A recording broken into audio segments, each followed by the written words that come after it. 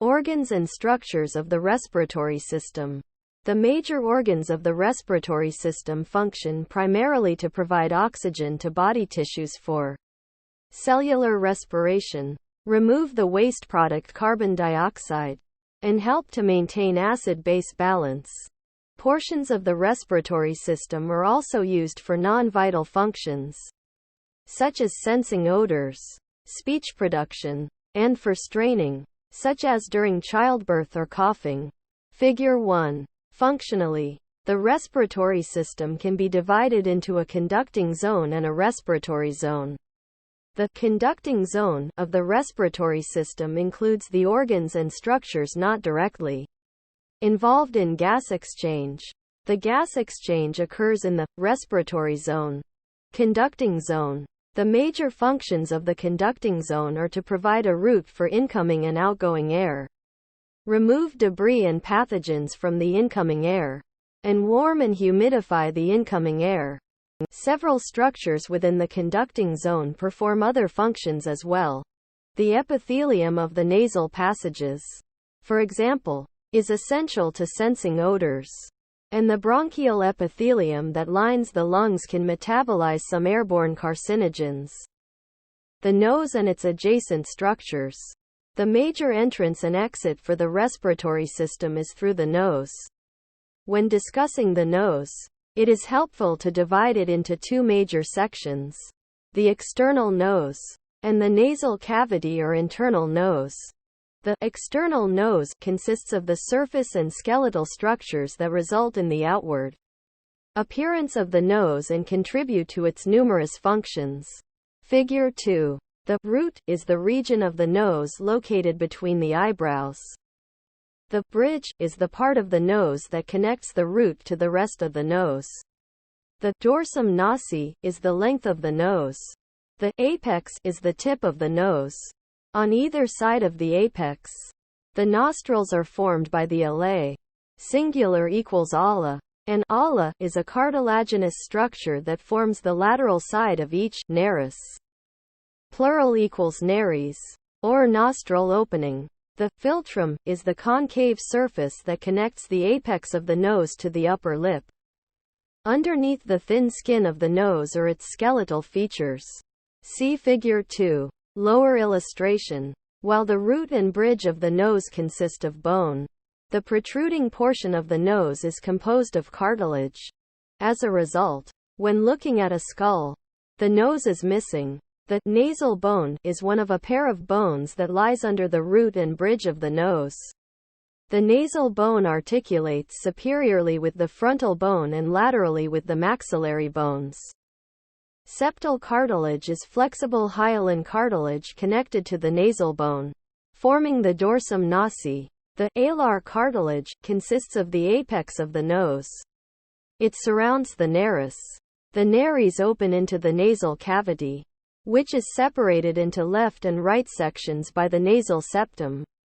Figure 3. The nasal septum is formed anteriorly by a portion of the septal cartilage, the flexible portion you can touch with your fingers, and posteriorly by the perpendicular plate of the ethmoid bone, a cranial bone located just posterior to the nasal bones, and the thin vomer bones, whose name refers to its plow shape. Each lateral wall of the nasal cavity has three bony projections, called the superior, middle, and inferior nasal conchae. The inferior conchae are separate bones, whereas the superior and middle conchae are portions of the ethmoid bone. Conchae serve to increase the surface area of the nasal cavity and to disrupt the flow of air as it enters the nose, causing air to bounce along the epithelium, where it is cleaned and warmed. The conchae and meatuses also conserve water and prevent dehydration of the nasal epithelium by trapping water during exhalation. The floor of the nasal cavity is composed of the palate. The hard palate at the anterior region of the nasal cavity is composed of bone. The soft palate at the posterior portion of the nasal cavity consists of muscle tissue. Air exits the nasal cavities via the internal nares and moves into the pharynx. Several bones that help form the walls of the nasal cavity have air-containing spaces called the paranasal sinuses, which serve to warm and humidify incoming air. Sinuses are lined with a mucosa. Each paranasal sinus is named for its associated bone: frontal sinus, maxillary sinus, sphenoidal sinus, and ethmoidal sinus. The sinuses produce mucus and lighten the weight of the skull. The nares and anterior portion of the nasal cavities are lined with mucous membranes containing sebaceous glands and hair follicles that serve to prevent the passage of large debris, such as dirt, through the nasal cavity. An olfactory epithelium used to detect odors is found deeper in the nasal cavity. The conchae, meatuses, and paranasal sinuses are lined by respiratory epithelium, composed of pseudostratified ciliated columnar epithelium. Figure 4. The epithelium contains goblet cells, one of the specialized columnar epithelial cells that produce mucus to trap debris. The cilia of the respiratory epithelium help remove the mucus and debris from the nasal cavity with a constant beating motion, sweeping materials towards the throat to be swallowed. Interestingly, cold air slows the movement of the cilia, resulting in accumulation of mucus that may in turn lead to a runny nose during cold weather. This moist epithelium functions to warm and humidify incoming air. Capillaries located just beneath the nasal epithelium warm the air by convection. Serous and mucus-producing cells also secrete the lysozyme enzyme and proteins called defensins, which have antibacterial properties. Immune cells that patrol the connective tissue deep to the respiratory epithelium provide additional protection. Pharynx. The pharynx is a tube formed by skeletal muscle and lined by mucous membrane that is continuous with that of the nasal cavities. See Figure 3. The pharynx is divided into three major regions: the nasopharynx, the oropharynx, and the laryngopharynx. Figure 5. The nasopharynx is flanked by the conchae of the nasal cavity, and it serves only as an airway. At the top of the nasopharynx are the pharyngeal tonsils. A pharyngeal tonsil, also called an adenoid, is an aggregate of lymphoid reticular tissue similar to a lymph node that lies at the superior portion of the nasopharynx. The function of the pharyngeal tonsil is not well understood, but it contains a rich supply of lymphocytes and is covered with ciliated epithelium that traps and destroys invading pathogens that enter during inhalation. The pharyngeal tonsils are large in children, but interestingly, tend to regress with age and may even disappear. The uvula is a small bulbous, teardrop-shaped structure located at the apex of the soft palate. Both the uvula and soft palate move like a pendulum during swallowing, swinging upward to close off the nasopharynx to prevent ingested materials from entering the nasal cavity.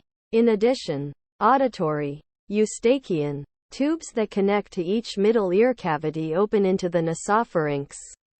This connection is why colds often lead to ear infections. The oropharynx is a passageway for both air and food. The oropharynx is bordered superiorly by the nasopharynx and anteriorly by the oral cavity. The fauces is the opening at the connection between the oral cavity and the oropharynx.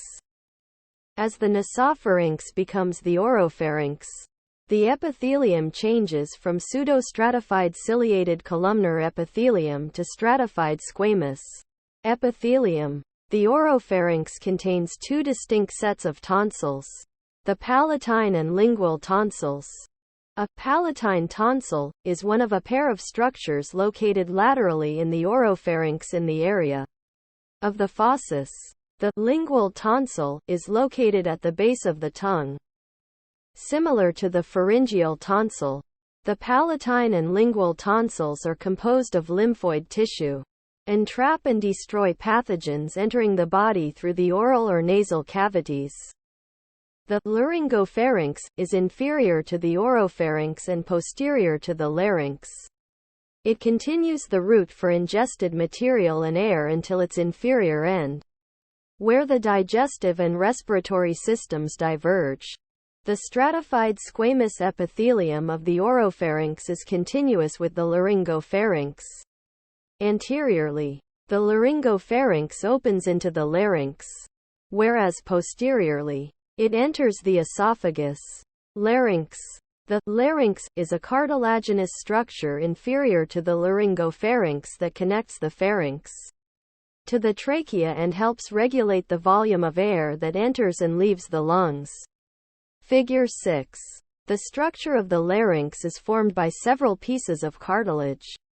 3 large cartilage pieces: the thyroid cartilage, anterior, epiglottis, superior, and cricoid cartilage, inferior, form the major structure of the larynx. The thyroid cartilage is the largest piece of cartilage that makes up the larynx. The thyroid cartilage consists of the laryngeal prominence, or Adam's apple, which tends to be more prominent in males. The thick, cricoid cartilage forms a ring, with a wide posterior region and a thinner anterior region. 3 smaller, paired cartilages, the arytenoids, corniculates, and cuneiforms, attach to the epiglottis and the vocal cords and muscle that help move the vocal cords to produce speech. The epiglottis, attached to the thyroid cartilage, is a very flexible piece of elastic cartilage that covers the opening of the trachea. See Figure 3. When in the closed position, the unattached end of the epiglottis rests on the glottis. The glottis is composed of the vestibular folds, the true vocal cords, and the space between these folds. Figure 7. A vestibular fold, or false vocal cord, is one of a pair of folded sections of mucous membrane. A true vocal cord is one of the white, membranous folds attached by muscle to the thyroid and arytenoid cartilages of the larynx on their outer edges. The inner edges of the true vocal cords are free, allowing oscillation to produce sound. The size of the membranous folds of the true vocal cords differs between individuals, producing voices with different pitch ranges. Folds in males tend to be larger than those in females, which create a deeper voice. The act of swallowing causes the pharynx and larynx to lift upward, allowing the pharynx to expand and the epiglottis of the larynx to swing downward, closing the opening to the trachea. These movements produce a larger area for food to pass through, while preventing food and beverages from entering the trachea. Continuous with the laryngopharynx, the superior portion of the larynx is lined with stratified squamous epithelium, transitioning into pseudostratified ciliated columnar epithelium that contains goblet cells, similar to the nasal cavity and nasopharynx. This specialized epithelium produces mucus to trap debris and pathogens as they enter the trachea. The cilia beat the mucus upward towards the laryngopharynx, where it can be swallowed down the esophagus. Trachea. The trachea, windpipe, extends from the larynx toward the lungs. Figure 8. The trachea is formed by 16 to 20 stacked, C-shaped pieces of hyaline cartilage that are connected by dense connective tissue. The trachealis muscle and elastic connective tissue together form the fibroelastic membrane, a flexible membrane that closes the posterior surface of the trachea, connecting the C-shaped cartilages. The fibroelastic membrane allows the trachea to stretch and expand slightly during inhalation and exhalation, whereas the rings of cartilage provide structural support and prevent the trachea from collapsing. In addition, the trachealis muscle can be contracted to force air through the trachea during exhalation.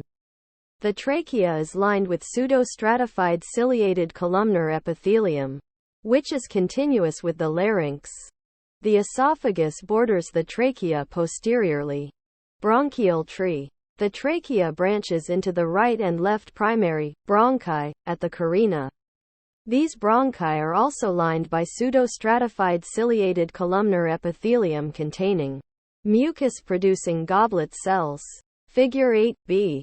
The carina is a raised structure that contains specialized nervous tissue that induces violent coughing if a foreign body, such as food, is present. Rings of cartilage, similar to those of the trachea, support the structure of the bronchi and prevent their collapse. The primary bronchi enter the lungs at the hilum, a concave region where blood vessels, lymphatic vessels, and nerves also enter the lungs. The bronchi continue to branch into bronchial tree. A bronchial tree, or respiratory tree, is the collective term used for these multiple branched bronchi.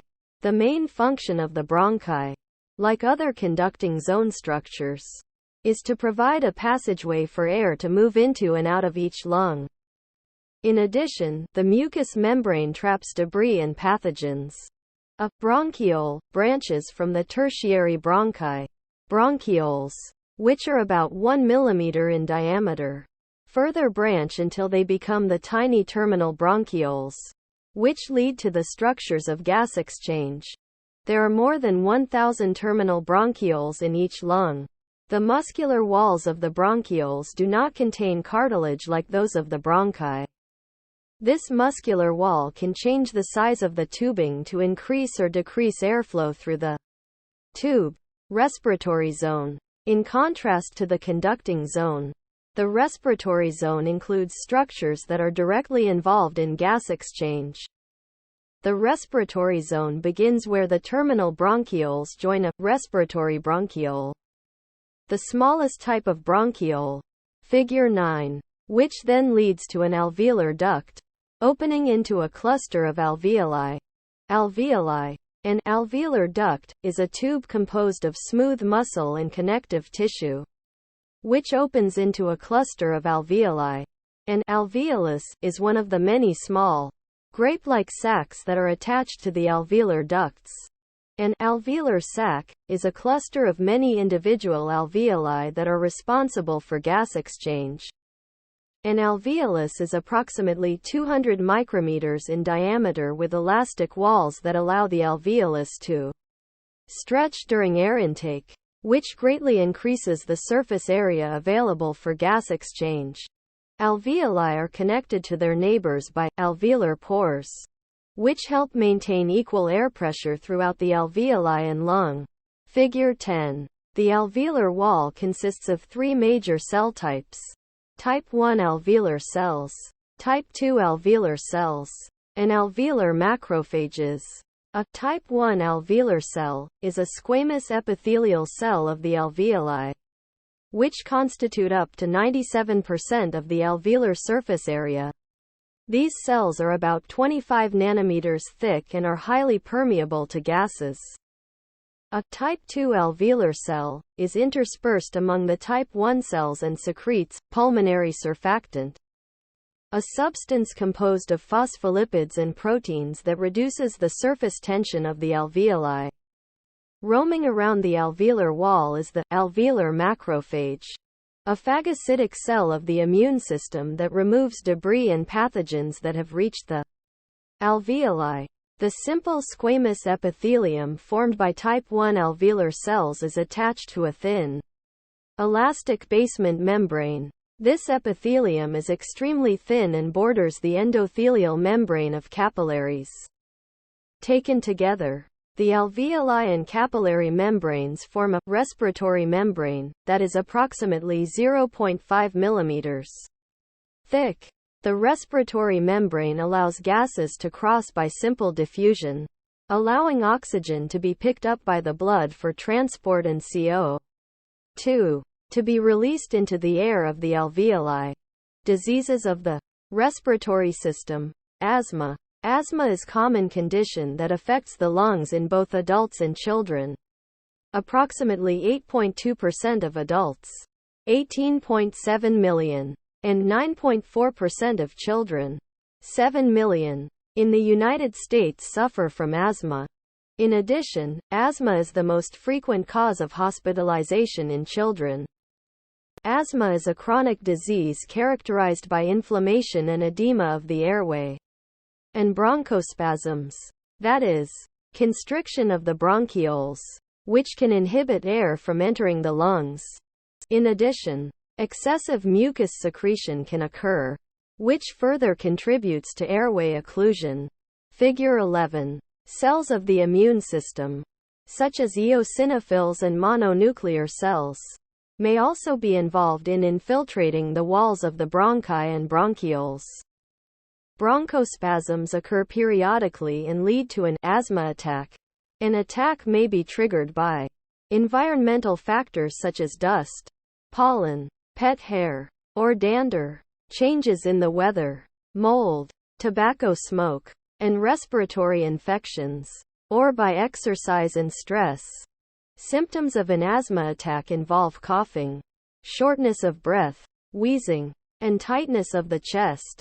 Symptoms of a severe asthma attack that requires immediate medical attention would include difficulty breathing that results in blue, cyanotic, lips or face, confusion, drowsiness, a rapid pulse, sweating, and severe anxiety.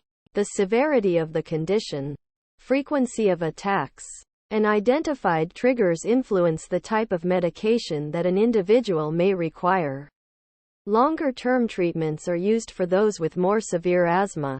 Short-term, fast-acting drugs that are used to treat an asthma attack are typically administered via an inhaler. For young children or individuals who have difficulty using an inhaler, asthma medications can be administered via a nebulizer. In many cases, the underlying cause of the condition is unknown. However, recent research has demonstrated that certain viruses, such as human rhinovirus C, HRVC, and the bacteria, Mycoplasma pneumoniae, and Chlamydia pneumoniae, that are contracted in infancy or early childhood, may contribute to the development of many cases of asthma. Chapter Review. The respiratory system is responsible for obtaining oxygen and getting rid of carbon dioxide, and aiding in speech production and in sensing odors. From a functional perspective, the respiratory system can be divided into two major areas: the conducting zone and the respiratory zone. The conducting zone consists of all of the structures that provide passageways for air to travel into and out of the lungs. The nasal cavity, pharynx, trachea, bronchi, and most bronchioles. The nasal passages contain the conchae and meatuses that expand the surface area of the cavity, which helps to warm and humidify incoming air, while removing debris and pathogens. The pharynx is composed of three major sections: the nasopharynx, which is continuous with the nasal cavity; the oropharynx, which borders the nasopharynx and the oral cavity; and the laryngopharynx, which borders the oropharynx, trachea, and esophagus. The respiratory zone includes the structures of the lung that are directly involved in gas exchange: the terminal bronchioles and alveoli.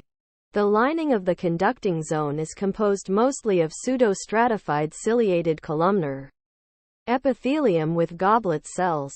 The mucus traps pathogens and debris, whereas beating cilia move the mucus superiorly toward the throat, where it is swallowed.